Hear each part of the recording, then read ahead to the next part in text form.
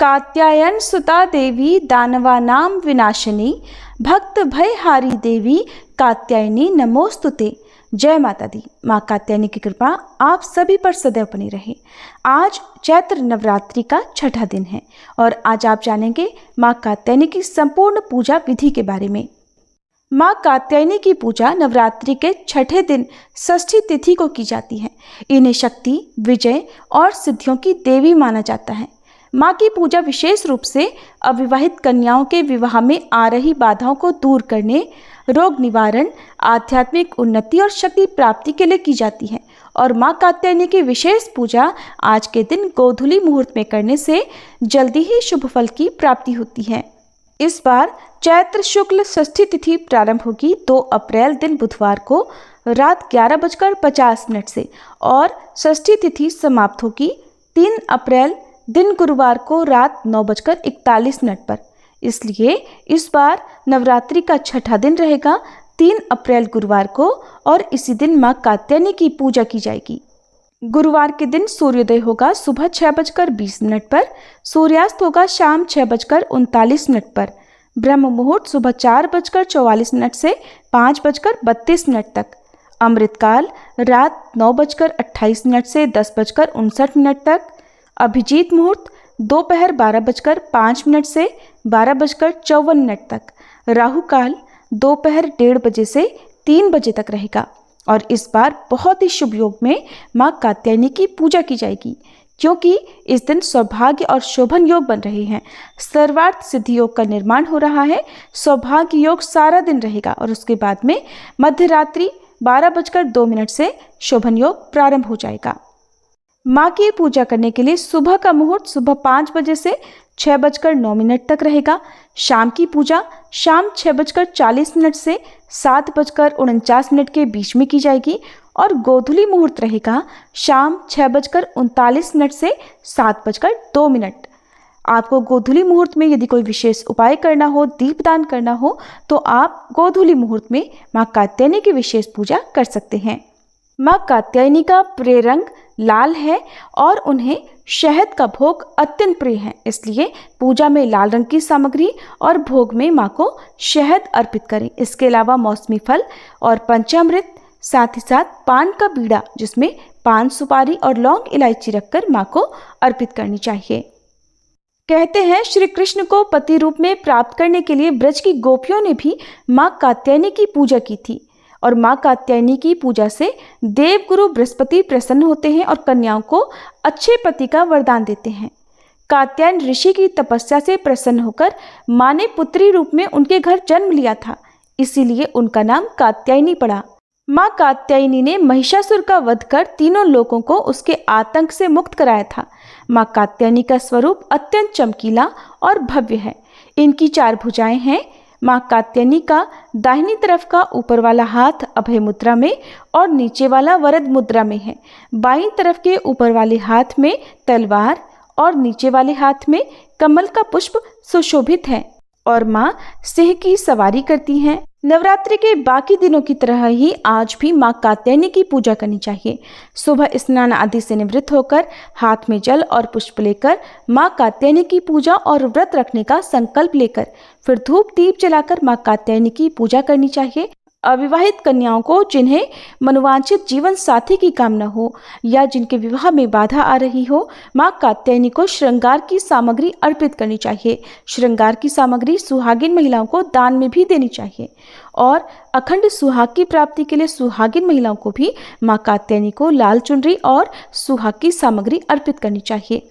फिर माँ कात्यायनी के विशेष पूजन मंत्रों का जाप करते हुए श्री दुर्गा सप्तशती के छठे दिन के अध्यायों का पाठ या श्रवण करके माँ कात्यायनी की कथा का भी श्रवण करना चाहिए। सबसे अंत में कपूर जलाकर आरती करें और माँ कात्यायनी को शहद का और मौसमी फलों का या मिठाई का भोग लगाकर सच्चे मन से क्षमा याचना करें।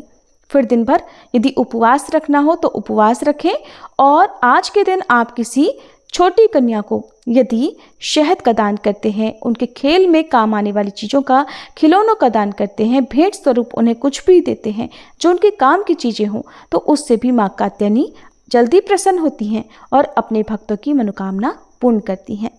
फिर विधि विधान से शाम को भी एक बार फिर से पूजा करके धूप दीप जलाकर माँ की आरती उतारनी चाहिए। संभव हो तो दोनों ही समय माँ के मंत्रों का जाप और कथा का श्रवण करना चाहिए। श्री दुर्गा सप्तशती के पाठ यदि आपके पास सुबह समय हो तो सुबह, नहीं तो शाम के समय भी कर सकते हैं। इस प्रकार से माँ कात्यायनी की पूजा की जाती है। गोधूली मुहूर्त में विशेष उपाय आप कर सकते हैं। अगर विवाह में बाधा आ रही हो तो कोई भी इस उपाय को कर सकते हैं, जिसमें गुलाबी रंग का पुष्प माँ को अर्पित करने के बाद 108 बार इस मंत्र का जाप करना है। मंत्र है कात्यायनी महामाये महायोगिन्यधीश्वरी नंद गोप सुतम देवी पतिम में कुरुते नमः। माँ कात्यायनी की पूजा का मंत्र है ओम देवी कात्यायन्ये नमः। प्रार्थना चंद्रहासोज्ज्वलकरा शार्दूलवरवाहना कात्यायनी शुभम दद्याद देवी दानवघातिनी। माँ का स्तुति मंत्र या देवी सर्वभूतेषु माँ कात्यायनी रूपेण संस्थिता नमस्तस्यै नमस्तस्यै नमस्तस्यै नमो नमः। इस प्रकार विधि विधान से पूजा करने के बाद अगर आपने उपवास रखा है तो दिन भर उपवास करें और शाम को गोधूली मुहूर्त में यानी कि सूर्यास्त से ठीक पहले जो मुहूर्त आपको बताया गया है उसमें एक बार फिर से विशेष पूजा माँ कात्यायनी की करें, जिसमें आप स्नान करने के बाद इस प्रकार से कहें कि हे माँ कात्यायनी, मैं आपकी संध्या आराधना कर रहा हूँ या कर रही हूँ, कृपया मेरी मनोकामनाएं पूर्ण करें। फिर माँ के समक्ष शुद्ध घी का दीप जलाएं और 6 छोटे छोटे दीपों से एक दीप मंडल बनाएं, यानी कि 6 छोटे छोटे दीपों को गोल घेरे में रखें। इसके बाद माँ को लाल गुलाब या गुड़हल का फूल चढ़ाएं, चंदन केसर और कुमकुम का तिलक करें, धूप जलाकर माँ को सुगंध अर्पित करें और गोधूली वेला में 108 बार इस मंत्र का जाप करें ओम ह्रीं कात्यायन्ये स्वाहा। इस मंत्र का लाभ ये है कि अगर विवाह में बाधाएं आ रही हैं तो ऐसी बाधाओं को ये मंत्र बहुत शीघ्र दूर करता है और जीवन में खुशियां लाता है। फिर माँ कात्यायनी को शहद और गुड़ से बनी मिठाइयाँ या मिश्री अर्पित करें। अगर संभव हो तो 6 कन्याओं को भोजन कराएं और उन्हें उपहार दें।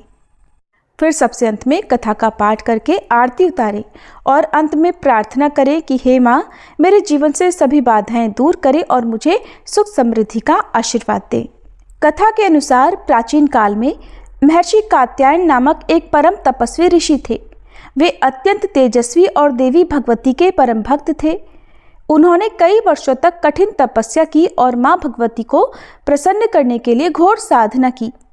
फिर एक दिन माँ भगवती उनकी कठोर तपस्या से प्रसन्न हुई और साक्षात प्रकट होकर कहा, हे ऋषि, आपकी भक्ति और तपस्या से मैं अति प्रसन्न हूँ। आप जो भी वरदान मांगना चाहें निसंकोच मांग सकते हैं। महर्षि कात्यायन ने हाथ जोड़कर प्रार्थना की, हे माँ, मेरी हार्दिक इच्छा है कि आप स्वयं मेरी पुत्री रूप में जन्म लें और मेरे आश्रम में निवास करें। तब माँ ने ऋषि की भक्ति से प्रसन्न होकर तथास्तु कहा और वहीं अंतर्ध्यान हो गई। उसी समय महिषासुर नामक दैत्य ने देवताओं को पराजित कर स्वर्गलोक पर अधिकार कर लिया था। उसने देवलोक में इंद्र, वरुण, अग्नि, वायु, यम, कुबेर और अन्य सभी देवताओं को हरा दिया और स्वयं स्वर्ग का राजा बन बैठा। पराजित देवता भगवान ब्रह्मा, विष्णु और महेश के पास गए और उनसे महिषासुर के अत्याचारों से मुक्ति दिलाने की प्रार्थना की। देवताओं की प्रार्थना सुन त्रिदेव अर्थात श्री ब्रह्मा, विष्णु और महेश के तेज से एक दिव्य शक्ति उत्पन्न हुई। इसी शक्ति से माँ कात्यायनी का प्राकट्य हुआ। जब त्रिदेवों ने अपनी शक्ति से देवी को उत्पन्न किया तब समस्त देवताओं ने उन्हें अपने अपने अस्त्र शस्त्र प्रदान किए।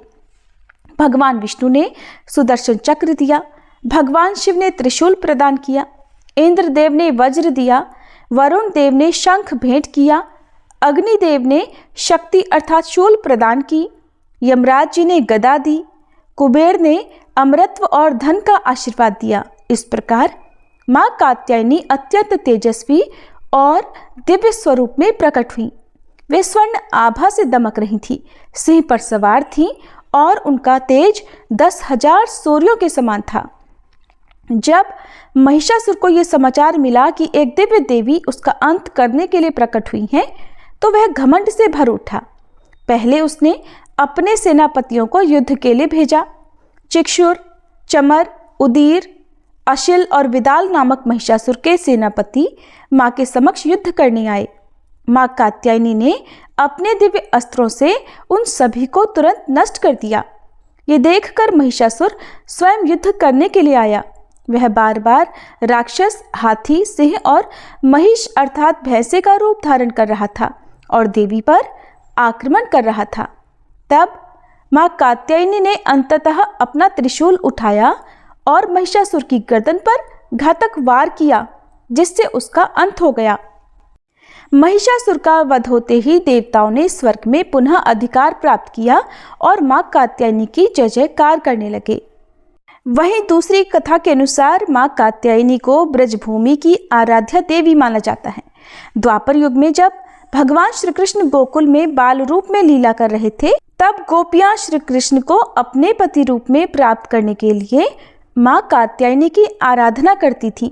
ब्रज की गोपियां भगवान श्री कृष्ण की मोहक बाल लीलाओं से अत्यंत प्रभावित थीं। वे श्री कृष्ण को अपना जीवन साथी बनाने की प्रबल इच्छा रखती थीं, लेकिन ये साधारण उपायों से संभव नहीं था। इसीलिए उन्होंने माँ कात्यायनी की कठोर तपस्या करने का निश्चय किया। गोपियों ने संकल्प लिया, हे माँ कात्यायनी, हम सभी श्री कृष्ण को पति रूप में पाना चाहती हैं, कृपया हमें यह वरदान प्रदान करें। फिर मार्गशीर्ष मास में प्रत्येक दिन ब्रज की कन्याएं ब्रह्म मुहूर्त में उठती, यमुना जी में स्नान करती और फिर माँ कात्यायनी की पूजा किया करती। वे माँ कात्यायनी का विशेष मंत्र जपती थीं। कात्यायनी महामाये महायोगिन्यधीश्वरी नंद गोप सुतम देवी पति में कुरुते नमः, अर्थात हे महामाया कात्यायनी, हे योग शक्ति की अधिष्ठात्री, हे परमेश्वरी, कृपया नंद गोप के पुत्र श्री कृष्ण को हमारे पति रूप में स्वीकार कराइए। गोपियाँ माँ कात्यायनी को हल्दी, चंदन, अक्षत, सुगंधित पुष्प, दीपक और नैवेद्य अर्पित करती और पूरे मन से आराधना करती थीं। गोपियों की कठोर भक्ति से प्रसन्न होकर श्री कृष्ण ने उनकी भक्ति और प्रेम की परीक्षा लेने का निश्चय किया। एक दिन जब गोपियां यमुना जी में स्नान कर रही थीं, श्री कृष्ण ने उनके वस्त्र चुरा लिए और कदम्ब वृक्ष पर चढ़ गए। गोपियां जब जल से बाहर आने लगीं तो उन्हें वस्त्र न पाकर आश्चर्य हुआ। उन्होंने श्री कृष्ण को देखा जो मंद मंद मुस्कुरा रहे थे। गोपियों ने श्री कृष्ण से अपने वस्त्र लौटाने की विनती की। श्री कृष्ण ने हंसते हुए कहा, तुम सभी ने माँ कात्यायनी से मुझे पति रूप में प्राप्त करने की प्रार्थना की है, तो पहले मेरी बात मानो। गोपियां लज्जा के कारण झुकी, लेकिन श्री कृष्ण ने कहा, तुम सभी पवित्र हृदय वाली हो, ये परीक्षा तुम्हारी भक्ति की थी और माँ कात्यायनी ने आज तुम्हारी प्रार्थना स्वीकार कर ली है और अब मैं भविष्य में तुम्हारी इच्छा पूर्ण करूंगा। इसके बाद श्री कृष्ण ने गोपियों को उनके वस्त्र लौटा दिए और उनकी निष्कलंक भक्ति को स्वीकार किया। गोपियों की निष्कलुष भक्ति और प्रेम देखकर माँ कात्यायनी अति प्रसन्न हुई और उन्हें सदा श्री कृष्ण की कृपा प्राप्त होने का वरदान दिया। बाद में जब रास लीला हुई, तब श्री कृष्ण ने इन्हीं गोपियों के साथ ब्रह्मानंद स्वरूप रास नृत्य किया, जो भक्ति और प्रेम की परम सिद्धि मानी जाती है। इस प्रकार माँ कात्यायनी वैवाहिक सुख, प्रेम और भक्ति की अधिष्ठात्री देवी हैं। निष्कलुष प्रेम और समर्पण से की गई पूजा सदा सफल होती है। गोपियों की भक्ति दर्शाती है कि सच्चा प्रेम किसी भी सांसारिक बंधन से परे होता है। श्री कृष्ण ने अपने भक्तों की परीक्षा ली, लेकिन अंततः उन्हें अपने प्रेम से संतृप्त किया और इस कथा का स्मरण कर माँ कात्यायनी की उपासना करने से भक्तों को प्रेम, सौभाग्य और भक्ति की प्राप्ति होती है। आइए प्रिय श्रोताओं, अब हम सभी मिलकर माँ कात्यायनी की आरती करें।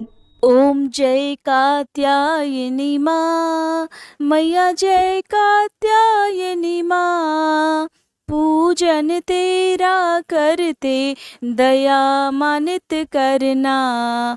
ओम जय कात्यायनी माँ, उमा पार्वती गौरी दुर्गा तुम ही हो माँ, चार भुजाधारी माँ गावे तेरी महिमा। ओम जय कात्यायनी माँ। महिषासुर को मारा, देवों को अभय दिया, आया जो तुम्हारी शरण, माँ कष्टों से दूर किया। ओम जय कात्यायनी माँ। शेर सवारी तुम्हारी, पुष्प खड्ग सोहे, अभय दान माँ देती, छवि अति मन मोहे। ओम जय कात्यायनी माँ। ब्रह्म स्वरूपा माता, दोषों से मुक्त करो, दुर्गुण हर लो माता, भक्तों पर दया करो। ओम जय कात्यायनी माँ। छठवें नवरात्र में पूजे जन माता, गोधूलि बेला है पावन, ध्यावे जो सुख पाता। ओम जय कात्यायनी माँ। हम अज्ञानी मैया, ज्ञान प्रदान करो, कब से तुम्हें पुकारे, माता दर्शन दो। ओम जय कात्यायनी माँ। सर्वदेव तुम्हें ध्यावे, नमन करे सृष्टि, हम भी करे गुणगान, कर दो माँ सुख वृष्टि। ओम जय कात्यायनी माँ। कात्यायनी मैया की आरती नित गाओ, भरेगी माँ भंडारे, चरणों में नित आओ। ओम जय कात्यायनी माँ। ओम जय कात्यायनी माँ। मैया जय कात्यायनी माँ। पूजन माँ तेरा करते, दया मानित करना। ओम जय कात्यायनी माँ। ओम जय कात्यायनी माँ। सभी मिलकर प्रेम से बोलिए कात्यायनी मैया की जय, अम्बे भवानी की जय। ये थी आज की वीडियो। अगली वीडियो में आप जानेंगे माँ कालरात्रि की संपूर्ण पूजा विधि और कथा के बारे में। अगर आपको ये वीडियो पसंद आई हो तो वीडियो को लाइक करके कमेंट बॉक्स में जय माता दी जरूर लिखिएगा।